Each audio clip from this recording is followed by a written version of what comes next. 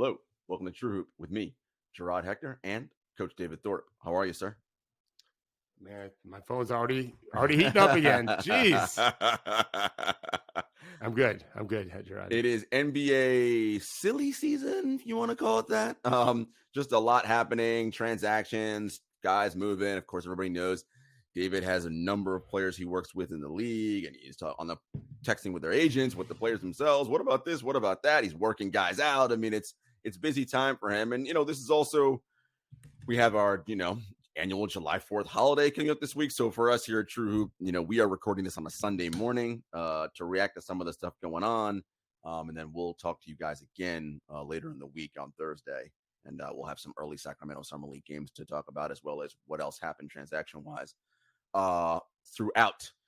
David, yesterday, shockwaves, I'm using air quotes, sent around the league when Damian Lillard finally requested a trade, at least publicly. We all know he's been trying to get himself out of Portland for at least the last 2 seasons, possibly more, as we reported here on TrueHoop. You and Henry did a back and forth yesterday. We posted up on the site. And, for me, I'm just like, I'm happy this is like going to come to some kind of resolution for both parties. Like the Trailblazers can move on clearly and start rebuilding around all that young talent they have coming in and the plethora of young talent they will get in a Damian Lillard trade.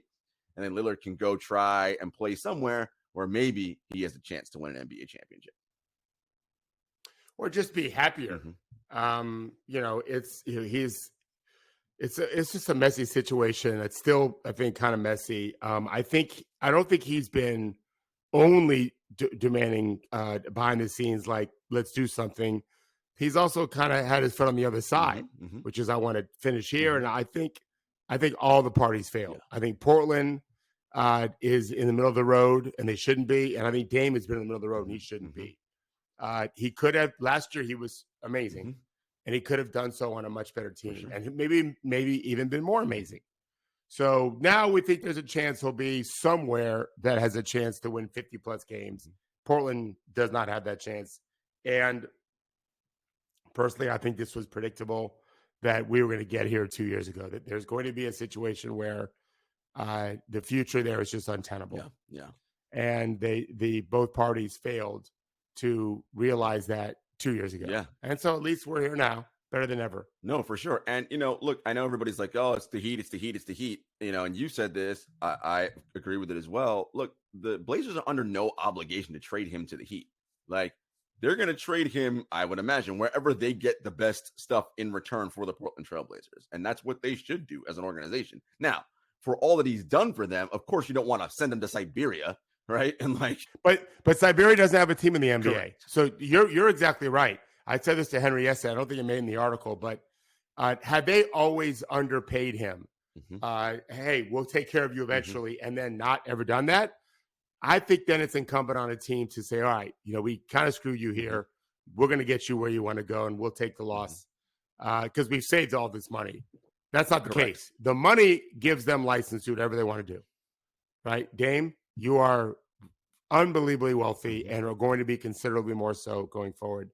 So we're going to do the best thing for our franchise now. We did the best thing for you. Wasn't the best thing for us. In fact, our trade value for you is down because we're paying you so much money. But we did you proper. Now we're going to take care of ourselves. And then the other team that takes you can one day decide to move you to where you want to go. Right. It won't be us necessarily. No, it's fair.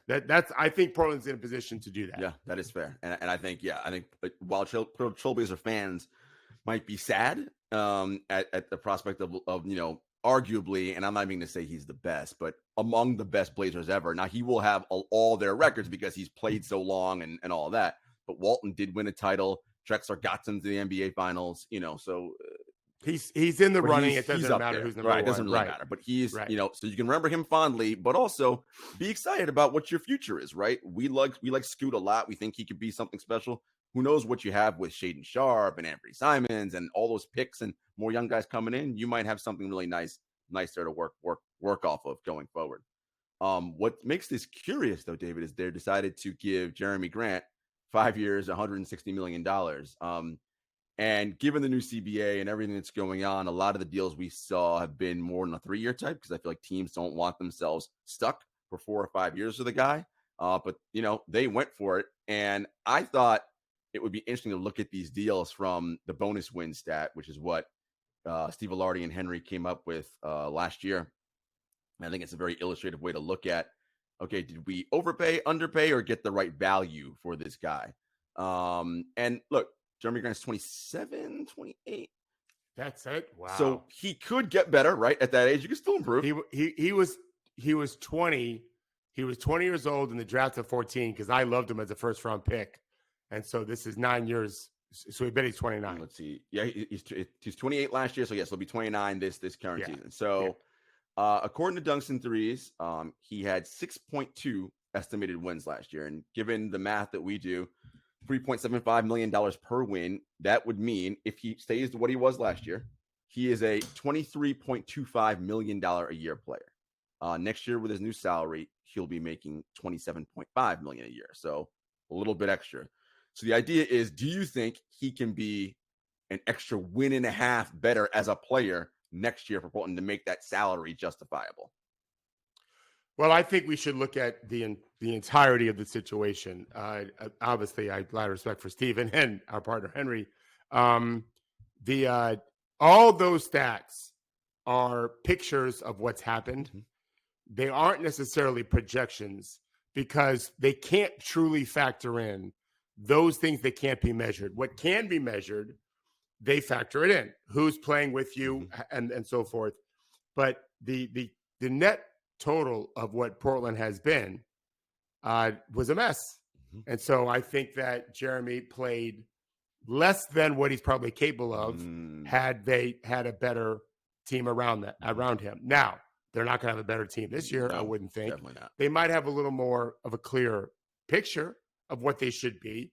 I also think, and we're going to talk about this a lot, as you look at these moves that some of these teams have made that seem kind of head-scratching, I had a high-level executive once say to me when he was evaluating Jeremy Grant in the draft process, he's the kind of young man you want your daughter to marry. This was a white executive saying that, by the way. And I only loved him even more because I loved him already before that conversation took place.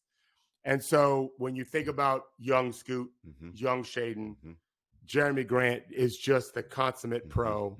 And so to your point, what you just said, if he doesn't quite earn that salary with wins and production efficiency, he might make up for it in just overall adding to the culture.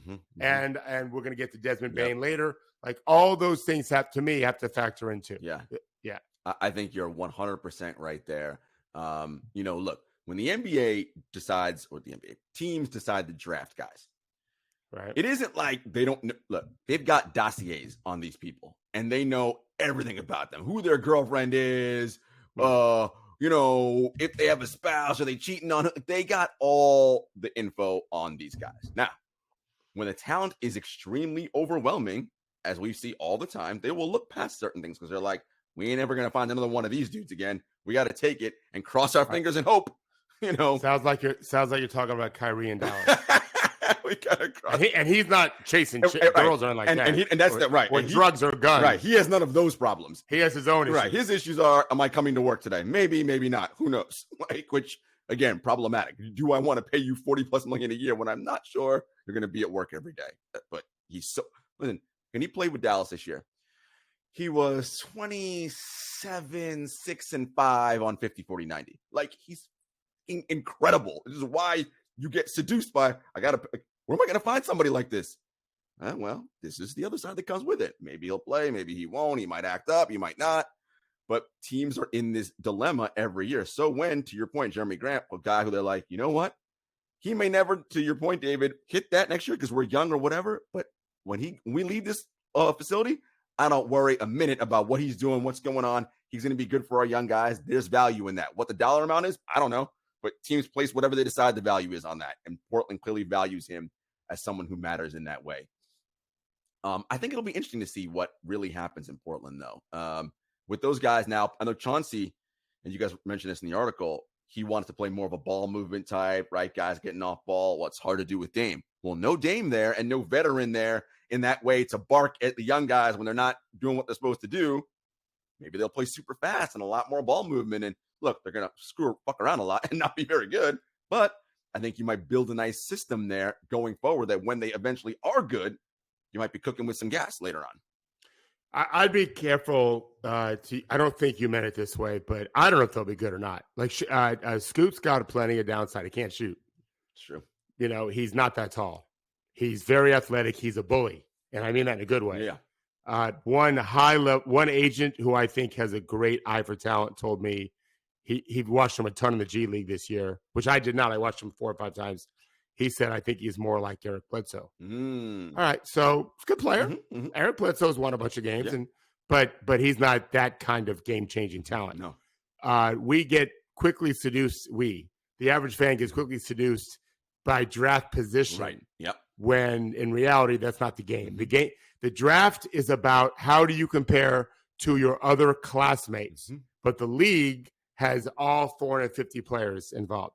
So where Scoot fits in with that, I don't know. I don't know yet. And same with Sharp. We know he's super talented. Does that translate to wins? I don't know. You know, we there's a lot to remain to be seen there. And I think Jeremy won't be. I think he'll be good. And so that's a factor.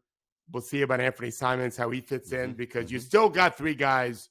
As I told Henry, it's not about needing the ball. Everyone needs touches, whatever they score. Those guys are dribblers. And so if you can get Sharp to buy into being less of a dribbler and let Simons and Scoot do more of the dribbling, then that's good. Yep. Then that's a positive step. So we'll see a lot about Chauncey this year too. Oh yeah. And look, and you're right. I wasn't saying they're definitely going to be good. The reality is they have an opportunity to do everything right to make them good. Will they? I don't know. We'll find out over the next. Well, let's see what happens with Dame. They still, when I don't know when they're going to trade him and what they're going to get back for it. Yeah, no idea. And what they're going to give up for it. Yeah. Right. All that stuff matters. So I think that's all relevant here. You mentioned Desmond Bane. We'll talk about the Grizzlies now because it's kind of sort of similar in that way. They extended Desmond Bane 5 years, $207 million rookie max extension, which, by the way, I think people don't remember this. The reason that's an easier pill for Para to swallow from a right in the check standpoint. Remember, Jaren Jackson Jr. was extended at 4 years, $107 million because he was coming off those early injuries, right? So he didn't give him a rookie max extension. They extended him at a nice salary, but they're actually getting him on a lower deal considering he's now Defensive Player of the Year, right? Had he won that DPOY a year before and then they weren't going to get him for 4 and 107, it would have been 5 and 200 and whatever, which would have made signing Bane to that extension really tough, right? But again, this is that not quite the same, but remember when Curry had the ankle issues and they only had him on that deal? That's why they were able to get Kevin Durant, right? Sometimes teams luck into these situations where they can get guys. And the players remove risk from the equation. It's a reward risk scenario that's so obvious. Yes, I cannot accept the extension and get an extra 10 to 15 million a year, whatever it is, on my next deal. But I also can get hurt and have that number almost zero out or close to it. When I'm not, Kevin Durant was different when he got hurt with his Achilles. So yeah, it was just bad luck for Triple J. Great luck for Desmond Bane.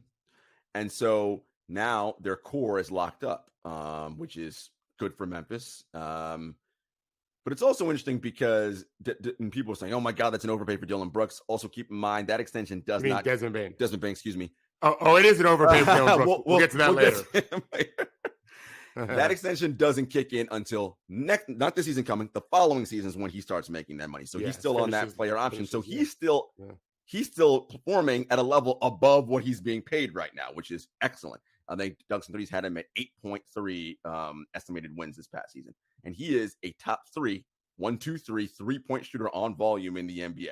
Averaged 21, 5, and 4. And he did something, David, which you talked about on Monday's show, last week's show, or Thursday, excuse me, the value of having a plan for players when they play Summer League. So I don't know if guys remember, but Desmond Bane played Summer League after, of course, before his rookie year, the year after, and the year after that. And the reason they did that was because they were like, we want you to run point and expand and work on your playmaking. And we saw that come to fruition last season, especially when Morant was out and those different things. And he was kind of quarterbacking that second unit a lot of the times.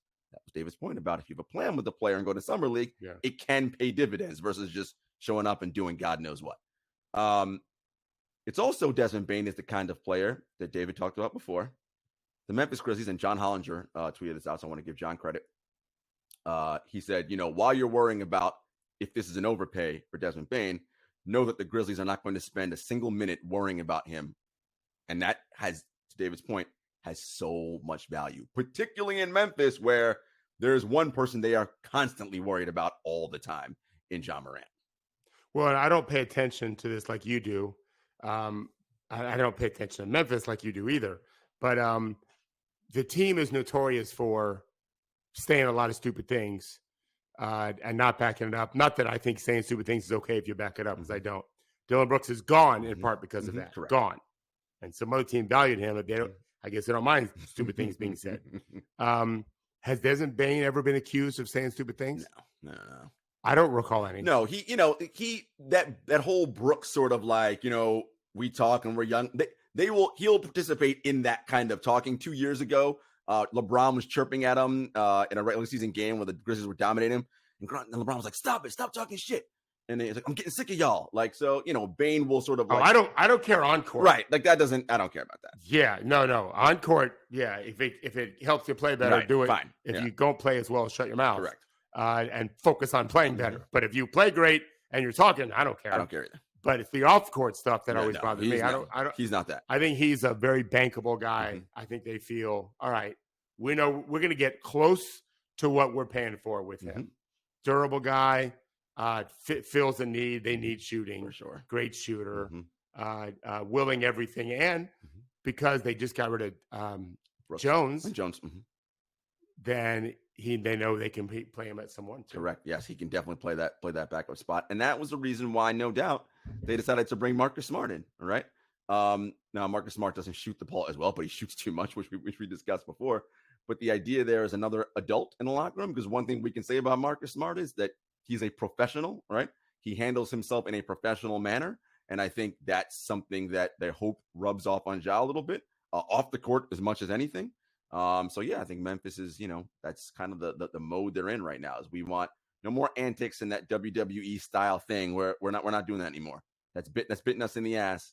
We want to be grown-ups and professionals. And that's part of a young team maturing as well, right? Like, you got to go through these. Oh, we talk shit and we got our ass kicked. Maybe we should, to your point, stop talking shit and worry about playing better, and things will be better for us moving forward.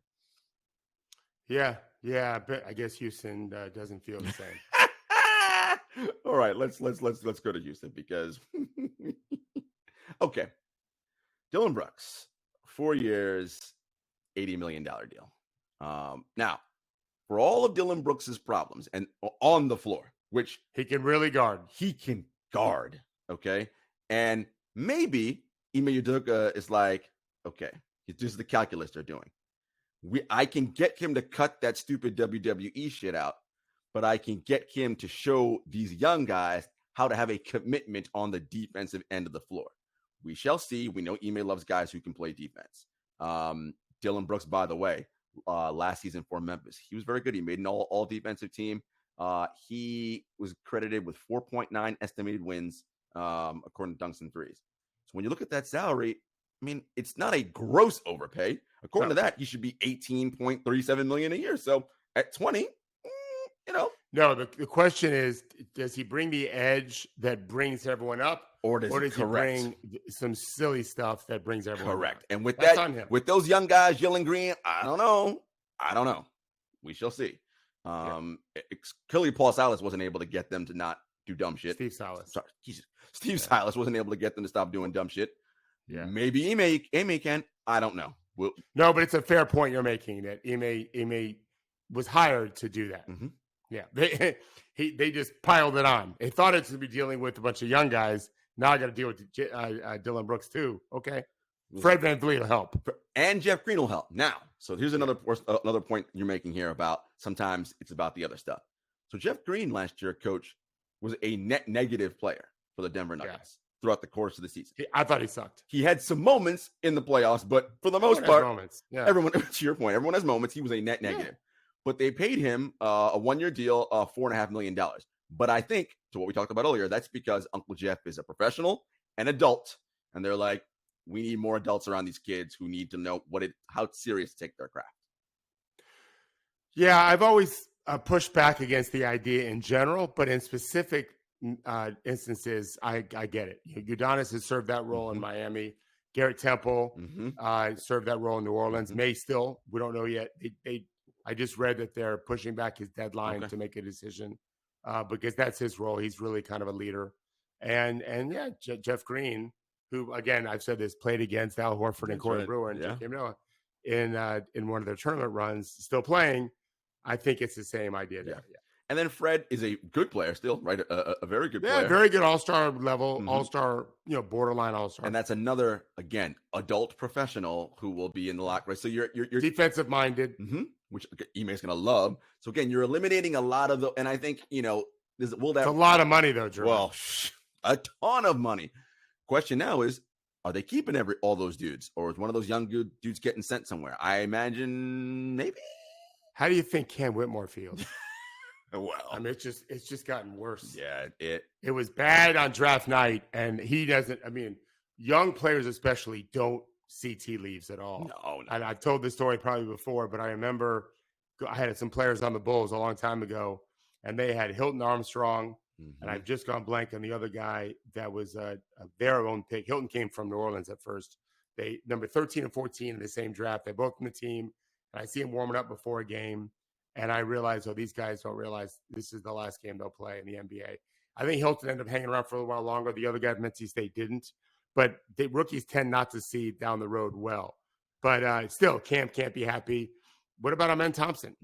Is he a 1? Well, they got Fred VanVleet and Jalen Green. Is he a wing? Well, they just brought in Dylan Brooks. Correct. If he starts, how well those veterans really going to be leaders when they're being paid that way? Jeff Green will be fine. Yeah. But the other guy's getting paid. I mean, Fred's going to start. I don't know about Dylan Brooks. Ime's got to manage it. It's got to be managed. Ime's got his work cut out for him, is what you're saying in Houston. For sure. Okay. And those rookies do too, because they need to be given room to fail. Yes. I don't like what Houston's done. I agree. I think they've overpaid for everyone. I don't care about Jeff Green, the other ones, and they have a talented core. But they wanted to get Brook Lopez. I saw that. If they had got Brook, they wouldn't have got. I think Hollinger told me on a tweet that they couldn't have gotten Brooks and Lopez, Brook Lopez and Dylan Brooks. They already got Fred, because I had heard a couple days ago, and even back a few weeks ago, they were going after all three, and Hollinger said they couldn't have done it. I don't know the cap like he does, but Şengün wouldn't have been happy with that. Obviously, played behind Brook Lopez. Right. You got Şengün, you have Jabari Smith Jr., you got Tari Eason. I mean, this is a crowded. All of a sudden, this team's very crowded. I feel like with people who need to be playing. It's just a weird mix of older guys and really young guys not ready to win yet. Like you just said, Ime's got his real work cut out for him. They're a team to watch. Udoka could be coach of the year if they win 45 games. It also could be a train wreck. I don't think a train wreck. It just could not go great. I don't think it'd be a train wreck.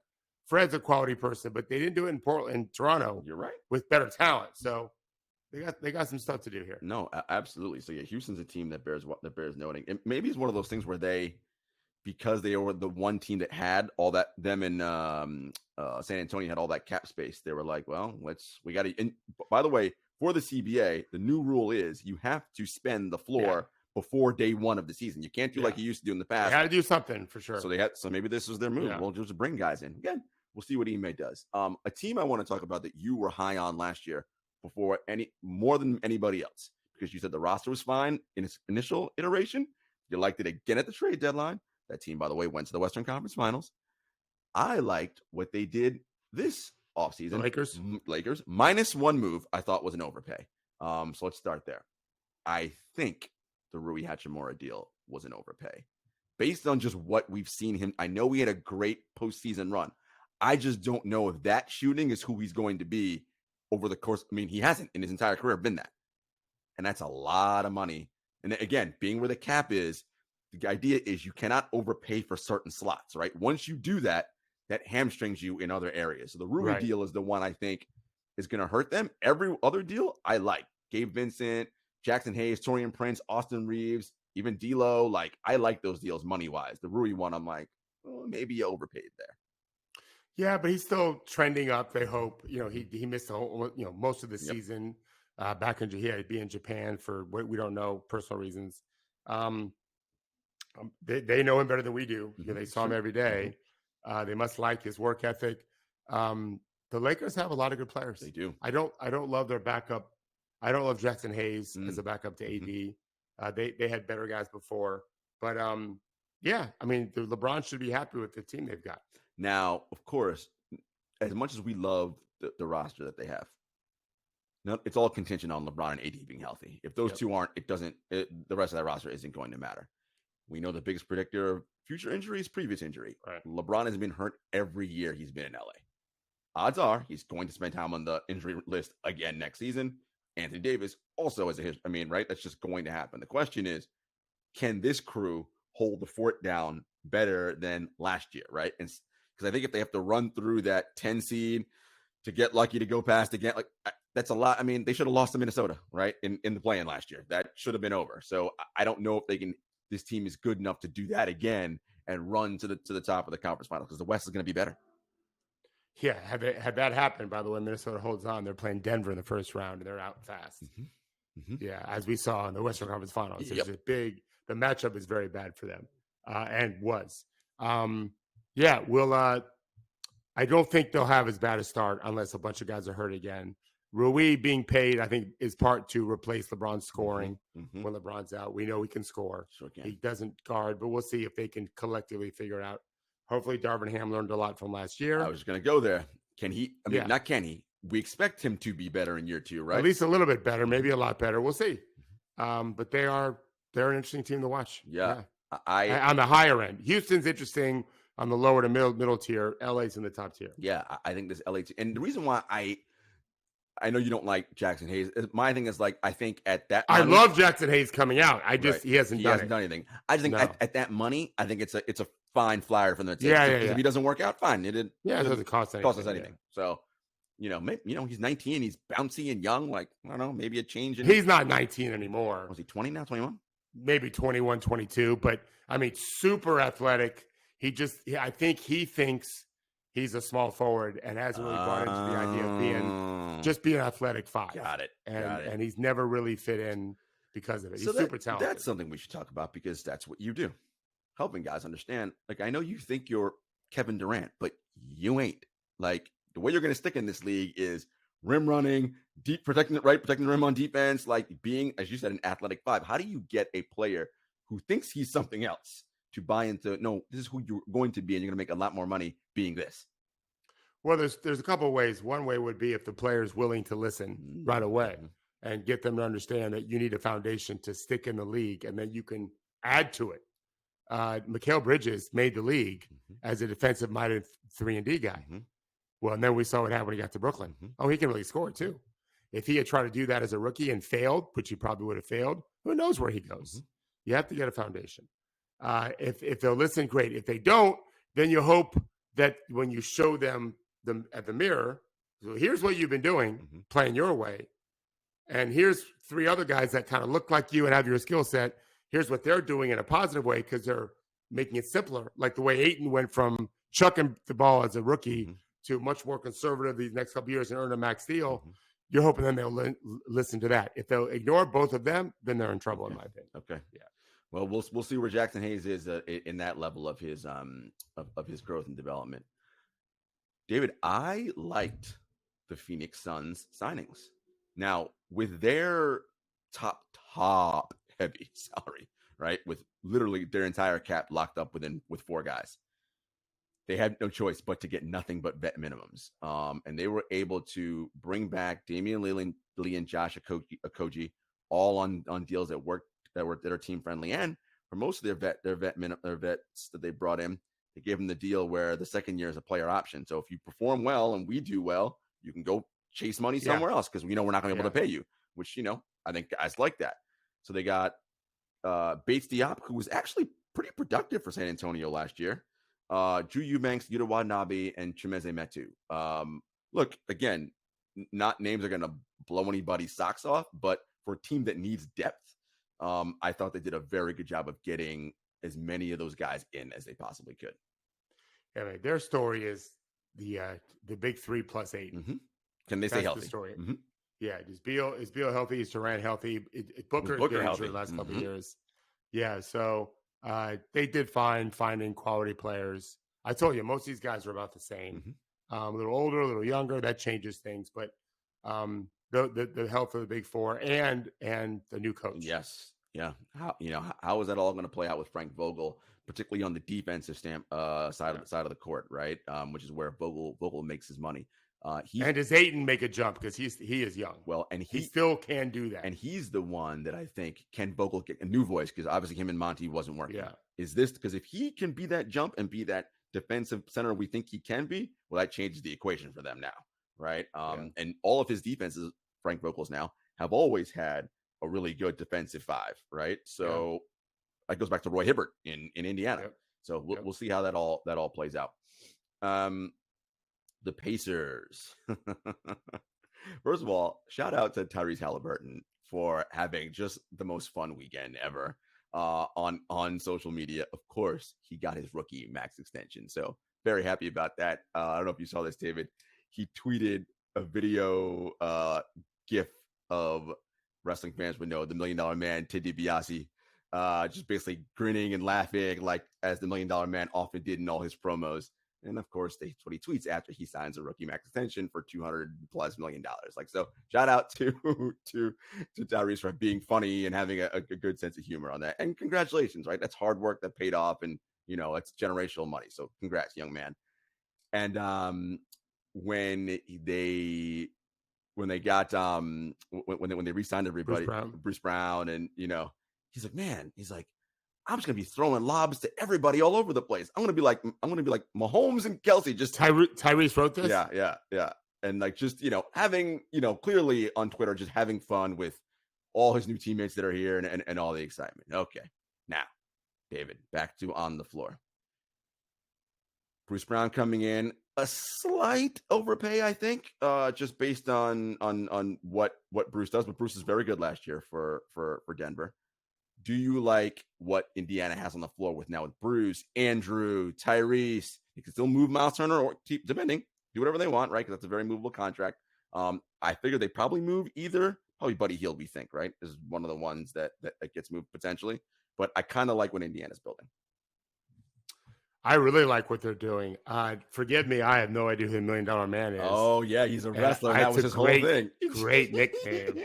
I've not watched wrestling since Rocky Johnson. Oh, yeah. So $1 Million Man was a little bit. He was late. He was in 80s, early 90s. Oh, yeah. I was already working. In 87, I graduated college.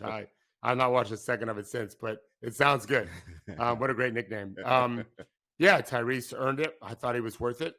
And because he's such a great passer, it's fun for his teammates. Obi Toppin, of course, is who he's going to be throwing these lobs to. So, they got Isaiah Jackson off the bench, who's super athletic. Mm-hmm. Miles Turner can jump a little bit. Mm-hmm. Bruce Brown, not really. He's an athletic dude. He's just 6'4". But no, they added a defensive-minded player. I think TJ McConnell's gone. Mm-hmm. And good for him, because he'll go play for somebody after a career year from shooting last year. And then they'll have Buddy Hield, I think, traded also. Mm-hmm. They've got Jordan Nwora. Oh, yes, right. They've got Jalen Smith as a deep backup, but still not terrible. He's still with top 10% in shot blocks. He's can't shoot, and people thought he maybe could. But the challenge there will be who starts next to Tyrese and Bruce, because we were assuming Bruce starts. Everyone's just assuming it's Ben Mathurin. I'm not assuming that. I think it should. How tall is Andrew Nembhard? 6'5". So I think it should be Tyrese and Andrew in the backcourt, right? Well, if you start Mathurin, and he isn't much different than it was before, you've got a weak defender in Tyrese, a weak defender in Mathurin, a good one in Bruce Brown. Right. That was what you had last year. Is only one good defender, and it was Nembhard. I think you want to have. Plus, Rick Carlisle loves point guards at the 2-guard spot. If you look at his Dallas teams, they always carried 4 point guards a lot. 3 and 4. I think Nembhard. I think it's going to be a situation where they'll trade TJ. Nembhard will get Tyrese's backup minutes. That's about 12 minutes a game if he plays 36 minutes. He'll start and come out at the 6-minute mark of the first and third quarter, so he gets 24 minutes. He'll come back in for Tyrese, and then when Tyrese comes back in, does Andrew go out or does he stay on the court? Rick's going to play with it. Sometimes he'll leave Ben in. Sometimes he'll take. I've put Ben in. Sometimes he'll take Andrew, leave him in. They also can go small. Remember, Bruce Brown for Brooklyn center played some 4 and 5. Played some. Did he play some 5? Wow. Small ball 5. Last year he didn't. Last year he was like 34% shooting guard, 64% more or less from small forward and 3% power forward. But I think they'll experiment some, and they don't have to trade Buddy tomorrow. No. So they can hold off. They can go Halliburton, Nembhard, Buddy, Bruce, Mathurin, Bruce, Mathurin, Buddy, and then Miles Turner at the 5 to close games. Can you do, and maybe he's not ready to start, can you do Obi and Turner at the 4-5? I think Obi will start to the beginning of the season. Because they got killed in the glass last year and they got killed on defense. So I think Obi starts. I just don't know if he'll finish. We'll see. I like Obi Toppin. I had him in my top 5 when he came out of Dayton. Super athletic guy. Yeah. And he just, for whatever reason, he and Thibodeau never worked it out. But he also is a free agent after the season. So Indiana got a free year at him, cost him some draft picks. But he could end up being a very nice 4 for them, I think. I think so, too. And I think the Pacers are sneaky good and very deep. Yeah, they can, maybe not quite the metrics because Cleveland has those 2 amazing defenders. But similar to how Cleveland made that jump this year, Indiana could be a team that hovers around that. So. And we didn't mention Jarris Walker, correct, who I would have taken Taylor Hendricks, but I could be wrong. Jarris Walker's got a lot of talent. And can help defensively in a year or 2, can help offensively in 2 or 3 years probably. He needs to get some time. And so that's going to keep them from really breaking out because he's going to probably be a net negative player. No one else on the team except for maybe Mathurin, but really no one else should be a net negative, which is good for the Pacers. Yeah. They'll just have one. Unless they play the kid from Belmont probably is now out of the rotation. I think if Nesmith is back, and I think he is, he may be out of the rotation. Nwora, they're all fighting for like 9 or 10 spots. Yep. Let's see here. Oh, we got a little. All right, we'll continue. I don't know what's happening. No, we got a little technical difficulty, but we'll continue on here. There's a backup. David, the Brooklyn Nets. I was, they didn't even let Cam get to all the way to restricted free agents. Cameron Johnson. They said, you know what? We like this young kid. And he's another like 3-and-D kind of guy, right? Very good defender. He ain't young either. No, can shoot the ball really well. He's right in his peak right now. And I love this deal for Brooklyn. I thought it was a nice pickup for them. And they could be potentially players in a Damian Lillard trade. What they'd have to give up. mean, without question, they could be. I just don't know what Portland would want back in return. I would imagine one of those guys, right? Cam. I think they'll get Cam. I think if the deals will be done, they'll get future picks and Cam Thomas, who can score. Another scorer. But whatever, you're throwing a bunch of guys up against the wall, and you'll see what sticks.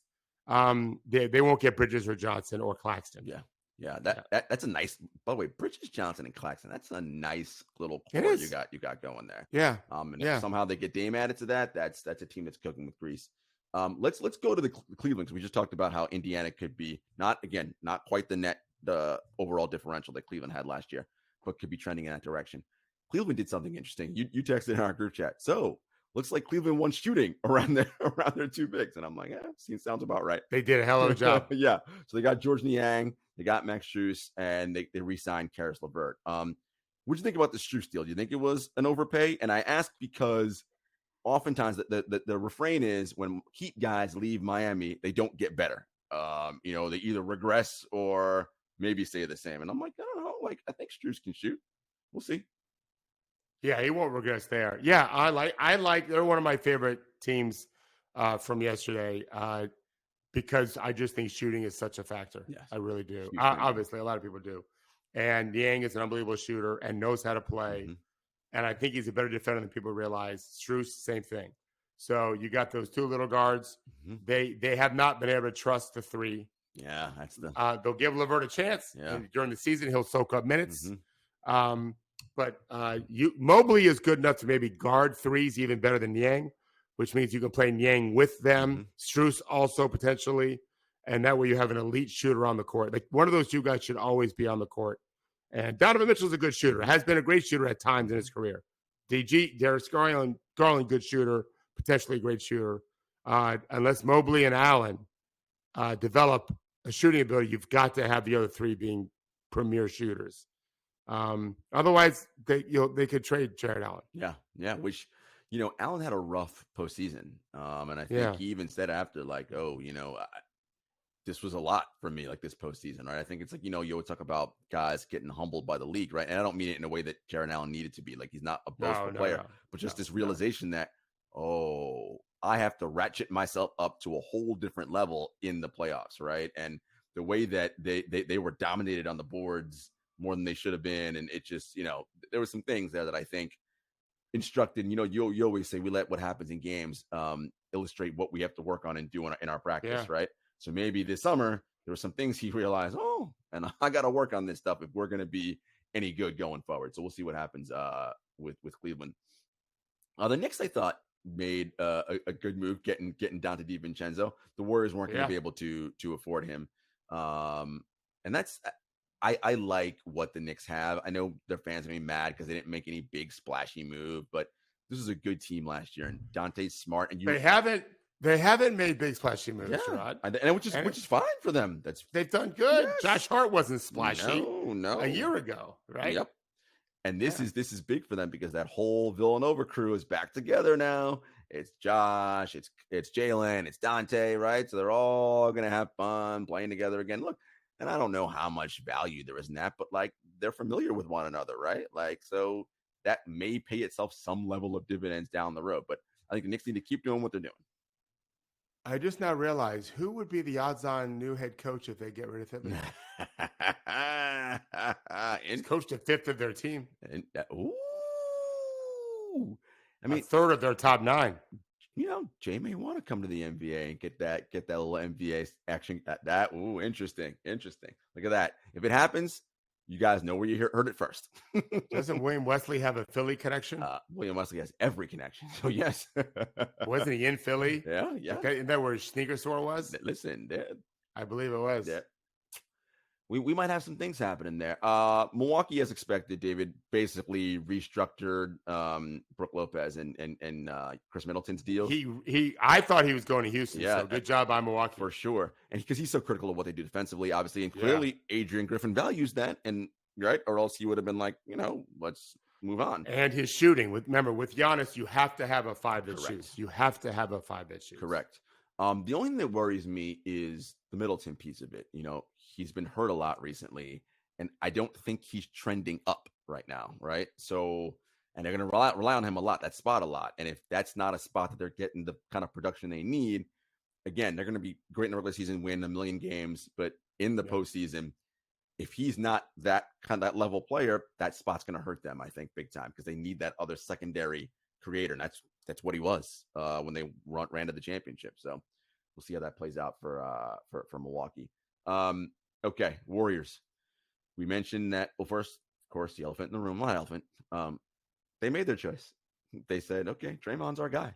And I think after the postseason, Steve Kerr said it in his press conference: "We don't win championships without Draymond Green," which you agree with. I agree. Like, Draymond is critical to what they do.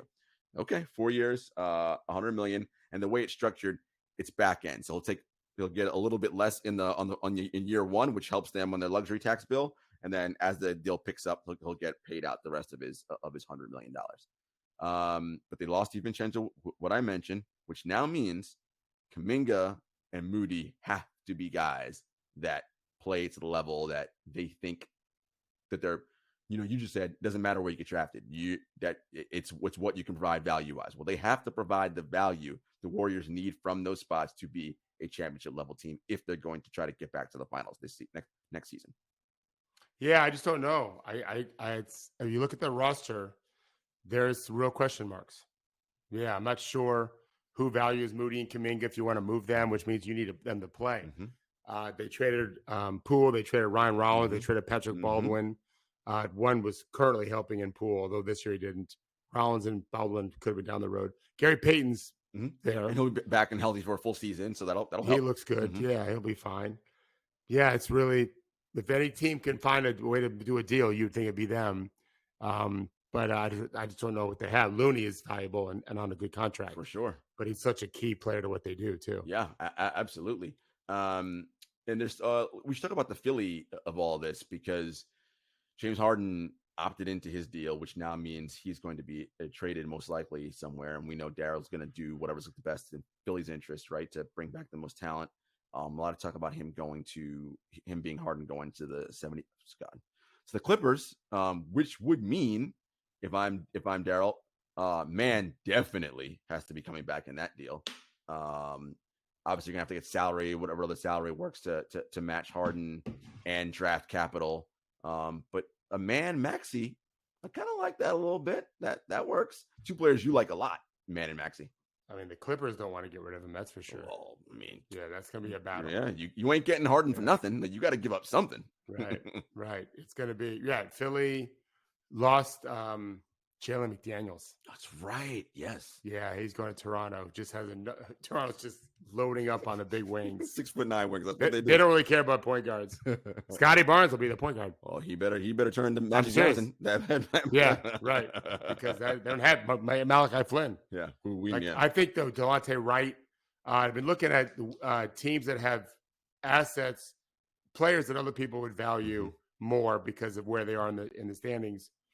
The Wizards have DeLon Wright and Jones. And they have Kuzma on a nice deal. I know they just re-signed him, but that could mean that's just a deal that can get moved.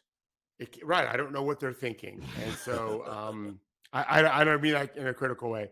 If they might keep Jones to be a starter with Kuzma, but if they start trading some of those guys, they'll have the worst team. Not that I think there's a Victor Wembanyama next year's draft. I don't think there is. But, Philly's got to replace. I mean, maybe they feel like they'll be better with Maxey in place of Harden. You know, there's an argument that, hey, he's trending up. Okay, and Harden's we're going to be better. Yeah, we're going to be better. I know they wanted James, but they just weren't going to overpay him, apparently.